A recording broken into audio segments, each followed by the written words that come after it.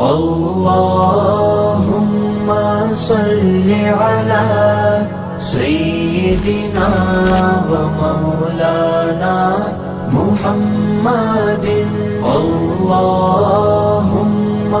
صل عليه اللهم صل على سيدنا محمد وعلى آل سيدنا محمد وبارك وسلم عليه اللهم صل على سيدنا محمد وعلى آل سيدنا محمد التي قرنت البركة بذاته ومحياه وتعطرت العوالم بطيب ذكره ورياه.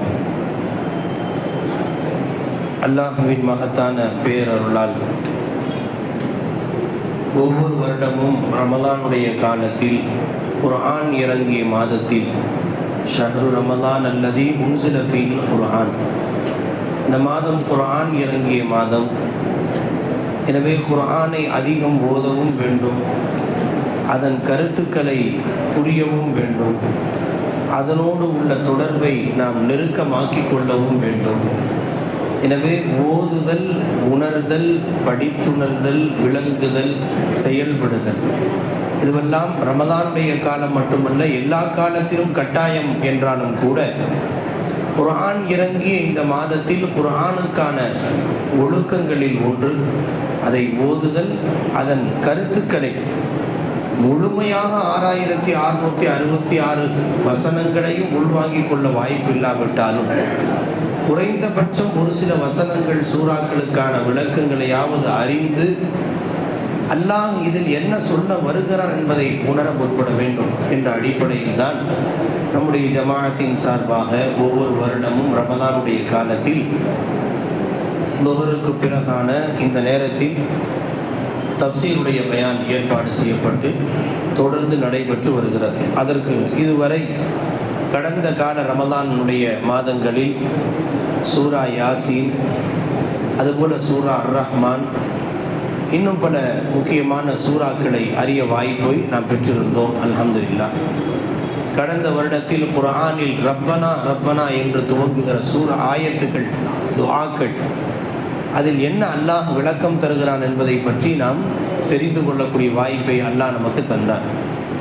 இந்த வருடத்தினுடைய தஃப்சீராக நாம் அன்றாட வாழ்க்கையில் தொடர்ந்து ஓதி வருகின்ற சூறாக்களுக்கான விளக்கங்களை அறிந்து கொண்டோம் என்றால் அதை நாம் அன்றாட வாழ்வில் அவ்வப்போது ஓதுகிற போது இந்த சூறாவுக்கு இந்த பொருளா என்று அறிந்து உணர்ந்து ஓதுவதற்கும் அதை ஓதப்படுகிற போது அதன் கருத்தை உள்வாங்குவதற்கு வசதியாக இருக்கும் என்ற அடிப்படையில் இந்த வருடத்தில் சூரத்துல் வாக்கிஆ என்ற சூறாவினுடைய தஃப்சீரை நாம் இந்த மாதம் முழுக்க இன்ஷா அல்லாஹ் நமக்கு தௌஃபீக்கை அருள் புரிந்திருக்கிறான்.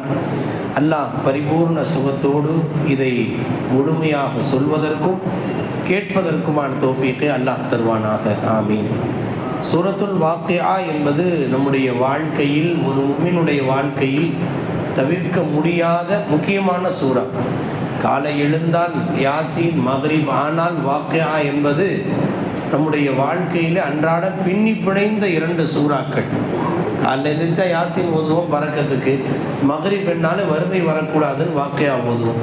நீண்ட காலமாக நாம் சிறுபிராயங்களில் இருந்தே நாம் ஓதி பழக்கப்பட்ட இந்த சூறா, இந்த சூறாவினுடைய சிறப்புகள், இந்த சூறாவின் விளக்கங்களை இன்ஷா அல்லாஹ் இந்த வருடத்தினுடைய ரமலானுடைய தஃப்சீராக அறிந்து கொள்வோம். அல்லாஹ் பாவியான் என் மூலம் எதை நிரப்பமாக விளக்கமாக சொல்ல வைக்கிறானோ, கேட்க வைக்கிறானோ, அதன்படி அமல் செய்யக்கூடிய தௌஃபீக்கை நம் அனைவருக்கும் தருவானாக. ஆமீன். சூரத்துல் வாக்கிஆ, இந்த சூரா மக்கியா. மக்கியா என்று சொன்னால் மக்காவில் இறங்கிய சூரா. நபி ஸல்லல்லாஹு அலைஹி வஸல்லமுடைய ஹிஜ்ரத்திற்கு முன்பு 13 ஆண்டு காலம் நபித்துவம் வெளிப்படுத்தப்பட்ட 13வது வருடத்திற்கு முன்பு, ஹிஜ்ரத்திற்கு முன்பு இறங்கிய சூரா இந்த சூரா. இந்த சூறாவில் மொத்தம் 96 வசனங்கள் இடம்பெற்றிருக்கின்றன, 96 ஆயத்துகள் இடம்பெற்றிருக்கிறது. இந்த சூரா வாக்கிஆ என்று துவங்குகிறது. இந்த சூறாவின் பெயரே வாக்கிஆ. சூறாவின் தொடக்கத்தில் இதா வக்கஅத்தில் வாக்கிஆ அப்படின்னு சொல்றதுனால இந்த சூராவுக்கு பேர் சூரத்துல் வாக்கியா என்று பெயர் வந்து விட்டது. வாக்கியா என்றால் நிகழக்கூடியது அப்படின்னு அர்த்தம். வாக்கியான நிகழக்கூடியது. எதை அல்லாஹ் சொல்கிறான் இந்த நிகழக்கூடியது என்றால் எல்லாமே ஒவ்வொன்றும் நிகழுது. இன்னைக்கு தப்சீர் பயான் நிகழ்ந்திருக்கு, சஹர் நடக்குது, நிகழப்போகிறது. நிகழுதல் என்று எதை அல்லாஹ் சொல்கிறான் என்றால் நிகழக்கூடியது நிகழப்போகிறது, நிகழ்ந்து விட்டது என்று கியாமத்தை அல்லாஹ் சொல்கிறான். இந்த உலகத்தில் எதுவெல்லாம் நிகழலாம், நிகழாமல் போகலாம், ஆனால் ஒன்று கட்டாயம் நிகழும், நடந்தே தீரும், அது கியாமத். கியாமத் என்பது கட்டாயம் இந்த உலகில் நடந்தே தீரும் என்பதை தீர்க்கமாக நம்பியிருக்கிறோம். அதில் ஒரு சின்ன பிசுறு அளவுக்கு கூட நமக்கு நம்பிக்கையில் தளர்வு வரக்கூடாது. வந்தால் நம்ம ஈமான் போயிடும். இதெல்லாம் சான்ஸ் இருக்குதா? இவ்வளோ காலம் அப்படி தான் சொல்லிக்கிட்டே இருந்தாங்க. 2000 அடியும்னாங்க, 2010ன்னாங்க. இப்போலாம் அதெல்லாம் சான்ஸ் இருக்கா அப்படின்னு ஒரு சின்ன ஒரு பிசுறு அளவுக்கு சந்தேகம் வந்தால் ஈமான் போயிடும். அல்லாஹ் நம்மை காப்பாற்றுவானாக. எனவே கியாமத், மறுமை என்ற ஒரு விஷயத்தில் ஒரு தெளிவான உறுதியான நம்பிக்கை நமக்கு வர வேண்டும். அதனால குர்ஆன்ல அல்லாஹ் ஜல்ல ஷானஹு தஆலா அதிகபட்சமான வசனங்களில் அல்லாஹ்வை பற்றியும் ஆகிரத்தை பற்றியும் திரும்ப திரும்ப திரும்ப வலியுறுத்தி பேசியிருக்கிறார். நபி ஸல்லல்லாஹு அலைஹி வஸல்லம் ஒரு விஷயத்தை வலியுறுத்தி மக்கள்கிட்ட சொல்ல போறாங்கன்னா 2 வார்த்தை சொல்லுவாங்க. யாருக்கு அல்லாஹ் மேலேயும் ஆகிரத் மேலேயும் நம்பிக்கை இருக்கோ அப்படின்னு சொல்லி தான் தொடக்குவாங்க. மன்கான யுமினு பில்லாஹி வல் யௌமில் ஆகிர், மன்கான யுமினு பில்லாஹி வல் யௌமில் ஆகிர். குர்ஆன்லயும் பல இடத்துல இன் குன்தும் துமினூன பில்லாஹி வல் யௌமில் ஆகிர், அல்லாஹுவையும் மறுமையையும் நீங்கள் நம்புபவராக இருந்தால் அப்படின்னு அல்லாஹ்வே குர்ஆன்ல பல இடத்துல சொல்றாங்க. இப்போ நம்ம ஈமான் கொண்டிருக்கோம் பாருங்க, 7 விஷயங்கள். அல்லாஹ் ஒன்று, மலக்குகள் ஒன்று, வேதங்கள் ஒன்று, நபிமார்கள் ஒன்று, கியாமத் ஒன்று, மௌத்துக்கு பிறகு எழுப்பப்படுதல் ஒன்று, நன்மை மௌத்துக்கு அதே நன்மை தீமை எல்லாம் அல்லாஹ்வுடைய நாட்டப்படின்னு மொத்தம் 7 விஷயம். இந்த 7 விஷயமே ஈமான்ல மிக முக்கியமான அம்சங்கள் என்பதை மாற்று கருத்தில்லை. ஆனால் இந்த 7ல ஆக முக்கியமானவை 2 தான். ஒன்று அல்லாஹ், இன்னொன்று ஆகிரத். இந்த 2க்கு துணை சேர்க்கக்கூடியவை தான் மலக்குகள், நபிமார்கள், வேதங்கள், நன்மை தீமை எல்லாமே. இதெல்லாம் அதனுடைய தொடர்ச்சி தான். அப்போ ஒருத்தவன் ஃபர்ஸ்ட் அல்லாஹ் தான். ஈமானுடைய அடிப்படை பேசிக் அல்லாஹ், அதுக்கடுத்து ஆகிரத். ஒரு மனிதன் அல்லான்னு ஒருத்தர் இருக்கிறத நான் நம்புகிறேன், அது இந்த மௌத்து அதுக்கு பிறகு உள்ளது வாழ்க்கை, அப்படி அது என்னால் ஏற்றுக்க முடியல. தேர் ஆஃப்டர் அதை ஏற்றுக்க முடியலன்னா அவன் முஃமினாவே இருக்கவே முடியாது. அப்போ அல்லாஹ், ரசூல், ஆகிரத், தௌஹீத், ரிசாலத், ஆகிரத் என்று 3 பகுதிகள் இருக்கிறது. ஏகத்துவம், தூதுத்துவம், மறுமை. இந்த 3 ஏற்றுக்கிட்டா தான் ஒரு முஸ்லீமாகவே இருக்கவே முடியும். அதில் சின்ன அளவு கூட சந்தேகம் வரக்கூடாது. விஞ்ஞான கருத்துக்கள் என்பது மாறி மாறி போயிட்டே இருக்கும். அது ஒரு நேரத்தில் இப்படி யூகமாக சொல்வார்கள், இல்லை இல்லை அடுத்த விஞ்ஞானி வரும்போது இல்லைல்ல அது இருக்கலாம் என்று சொல்வார்கள். இன்ன வரைக்கும் அந்த விஞ்ஞானத்தை வச்சு மட்டும் நம்ம ஒரு யூகத்தை சொல்ல முடியாது. நம்ம குர்ஆன்ல 7 வானம் இருக்குன்னு சொல்லுதுங்க, நாம நம்புறோம். என்ன இது விஞ்ஞானியை கேட்டால் 7 வானமா அப்படிங்கிறான், ஸ்பேஸுங்கிறான், விண்வெளிங்கிறான், வானம் அடுக்கு. அதை பற்றி அவரால் இன்னும் ஊர்ஜிதம் செய்யவே முடியல. வேணா போயிட்டு வரலாம், சுனிதா வில்லியம்ஸ் போற மாதிரி ஒவ்வொருத்தரும் போயிட்டு வரலாமே தவிர யூகம் தான் அது ஊர்ஜிதமாக நிரூபிக்க முடியவில்லை. எனவே விஞ்ஞானத்தை வச்சுக்கிட்டு, அறிவியலை வச்சுக்கிட்டு இறைவன் இருக்கிறானா, மறுமை இருக்குதா, டஸ் காட் எக்ஸிஸ்ட், அது இதுங்கிற மாதிரி எல்லாம் ஒரு யூகத்தை வைத்து மட்டும் உறுதி செய்ய முடியாது. குர்ஆன் தெளிவுபட சொல்லி இருக்கிறது நிகழக்கூடியது நிகழும். இதா வக்கஅத்தில் வாக்கியா. எப்படி அழுத்தமா அல்லாஹ் சொல்றான்னா அந்த ஆயத்தின் அடுத்த வார்த்தை லைஸ லிவக்கஅத்திஹா காதிபா. அது நடக்குங்கிறதுல பொய்யாக்குறதுக்கு ஒருத்தன் கூட இல்லை. அதை பொய்ன்னு சொல்றதுக்கு, அதை பொய்ப்படுத்துறதுக்கு இந்த உலகத்துல யாருமே இல்லை. கட்டாயம் நடக்கும் அப்படின்னு அல்லாஹ் சொல்றான். ஹாஃபிலத்துர் ராஃபிஆ. அது இந்த உலகத்துல யார் யாருன்னா தான் காலரை தூக்கி விட்டுட்டு நான் அப்படி இப்படி நினைச்சாங்களோ அவங்க எல்லாத்தையும் தாழ்த்திடும்.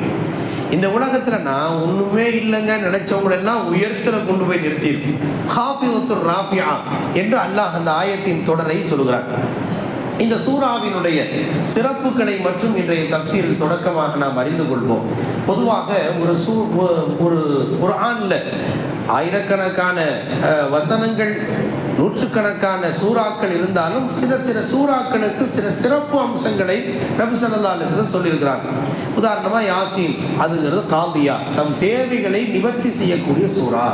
முதாஃபியா, உங்கள் கஷ்டங்கள் வந்தால் அதை போக்கி வைக்கக்கூடிய சூரா என்று ஸல்லல்லாஹு அலைஹி வஸல்லம் சொல்லியிருக்கிறாங்க. அதுபோல மௌத்துடைய சமயங்களில் அது உங்களுடைய கஷ்டங்களை, அது சிரமத்தை குறைக்கும் சூரா என்று ஸல்லல்லாஹு அலைஹி வஸல்லம் சொல்லியிருக்கிறாங்க. யாசீனுக்கு அந்த சூறாவினுடைய சிறப்பு. அதுபோல் வாக்கியா சூறாவினுடைய சிறப்பாய் ஹதீஸ்களில் திரும்ப திரும்ப சொல்லப்பட்ட ஒரு விஷயம், வறுமையை இல்லாமல் ஆக்கும் சூரா என்று சொல்லப்பட்டிருக்கிறது. வறுமை ஒவ்வொரு மனிதனின் வாழ்க்கையிலும் மிகப்பெரிய ஆபத்து. அது எப்போ வரும், எப்படி வரும்னு யாராலும் யூகிக்க முடியாது. நல்லா தான் பிஸ்னஸ் போயிட்டே இருந்துச்சு நம்ம நினச்சிட்டே இருந்திருப்போம். சடாலண்டு திடீர்னு ஒரு வியாபாரத்தில் ஒரு சின்ன ஒரு நஷ்டம், அடுத்து தொடர் நெருக்கடி, ஏதாவது ஒரு சிக்கல் வந்தும் அவரை இப்படி இருந்தால் இப்படி போயிட்டாரான்னு நினச்சி பார்க்க முடியாத சில சூழ்நிலைகளை கொண்டு வந்து அல்லாஹ் நிறுத்தி விடலாம். அல்லாஹ் நம்மை காப்பாற்றுவானாக. சமயங்களில் அது வேறு வகையில் இழந்த ஒன்று பிறக்கும் போதிலிருந்தே நெருக்கடி. சில பேருக்கு கொடுத்து அல்லாஹ் சில நெருக்கடியை அல்லாஹ் எல்லாத்தையும் பிடுங்குவான். அப்படியும் ஆகலாம். மொத்தத்தில் ஒவ்வொரு மனிதரும் அவரவருடைய சூழலுக்கு ஏற்றாற்போல் சில வறுமை ஏற்படலாம். வறுமை என்பது எப்போதும் ஆபத்தானது. அல்லாஹும்ம இன்னி அஊது பிக்க மினல் குஃப்ரி வல் ஃபக்ர் அப்படின்னு நபி ஸல்லல்லாஹு அலைஹி வஸல்லம் துஆ செய்றாங்க. யா அல்லாஹ், குஃபுர் என்ற இறை மறுப்பை விட்டு உன்னிடம் பாதுகாப்பு கேட்கிறேன். நான் காஃபிரா போகிறதுலேருந்து நான் பாதுகாப்பு கேட்கிறேன். ரெண்டாவது கேட்குறாங்க, நான் ஃபக்கீரா போகிறதுலேருந்து என்னை காப்பாற்று, வறுமையில் போய் சிக்கிக்காமல் என்னை காப்பாற்று. என்னது காஃபிரா போகிறது எவ்வளோ பெரிய பாவம், அதுக்கு அடுத்து நபி ஸல்லல்லாஹு அலைஹி வஸல்லம் எதை கேட்குறாங்க, வறுமையிலேருந்து என்னை காப்பாற்று. அப்போது குஃபுருக்கும் வறுமைக்கும் நெருக்கமான ஒரு தொடர்பு இருக்கிறது. ஒரு மனுஷன் வறுமையில் போய் சிக்கிக்கிட்டான்னு சொன்னால் கஷ்டம், பசி, பட்டினி, பஞ்சம், அவனுக்கு ஆப்ஷன் வேற எதுவுமே இல்லை, உதவி செய்யறதுக்கு ஆள் இல்லை அப்படின்னா அந்த நேரத்தில் நான் உனக்கு 100 ரூபா தர்றேன், 2 வேளை சாப்பாடு உனக்கு தர்றேன், என் கோயிலுக்கு வர்றியானா வந்துடுவான், ஆலயத்துக்கு வர்றியானா வந்துடுவான். அப்போது ஒரு மனிதனுடைய பசி பட்டினி நேரத்தில் பசி வந்தால் 10ம் பறந்து போகும், ஈமானும் போயிடும். அவனுக்கு அந்த யோசனைலாம் இருக்காது. இப்போது என் பசிக்கு என்ன ஆப்ஷன், என்ன யோசனை. அப்போ அவன் ஷிர்கில் போய் சிக்கிக்குவான், குஃபுரில் போய் சிக்கிக்குவான். ஸல்லல்லாஹு அலைஹி வஸல்லம் சொன்னாங்க, காதல் ஃபக்ரு ஐ யகூன குஃப்ரா, ஒரு மனிதனின் வறுமை அவனை குஃப்ரில் ஆழ்த்தி விடும், நெருக்கமாக்கிடும்னு சொன்னாங்க. அதனால தான் வறுமையை விட்டும் ஸல்லல்லாஹு அலைஹி வஸல்லம் பாதுகாப்பு கேட்டிருக்கிறாங்க. வறுமையில் இருப்பவர்களை பாதுகாக்க வேண்டிய பொறுப்பிற்காக செல்வந்தர்களுக்கு சில கடமைகளையும் அவங்க நபி ஸல்லல்லாஹு அலைஹி வஸல்லம் வலியுறுத்தி சொல்லியிருக்கிறாங்க, குர்ஆனும் சொல்லியிருக்கிறது.